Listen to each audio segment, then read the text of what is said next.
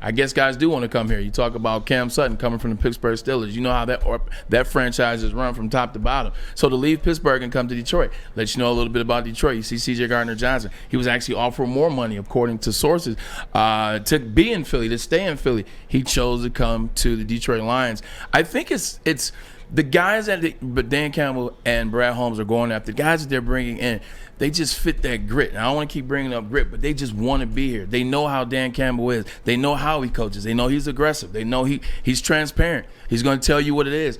I think that can be Dan Campbell's low-key, superpower. Just be honest. Mm-hmm. Like, no coaches are keeping it funky with players. No coaches are telling them this. They're not telling them the conversations from this room all the way down to the locker room. I think Dan Campbell does that. I think players are starting to see that. They see it on the field. They see it on TV. They see how players talk about Dan Campbell, and then they see the success that the Lions had at the end of the season last year. So I think you'll start to see this was one of the questions.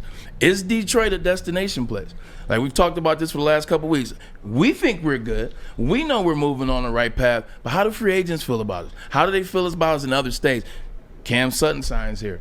David Montgomery signs here. C.J. Gardner-Johnson signs here. Starting to let you know, C.J. Mosley, a damn good player out of 49, he signs here. Players want to play here because I believe they believe in what Dan Campbell's building. I'll tell you, I think the Hard Knocks really put them on the map. People got to look. Players got to see how this franchise is being run, what the players did. I mean, they started off so poorly, but to finish the season at 8-1, not many teams were able to do that. You can see this team is not the old Lions anymore. And you got a great staff here, and Dan Campbell is a great leader of men. And people just fall for that. You fall, like, I would love to play for this guy. Yeah. Who would not want to play for a guy like Dan Campbell?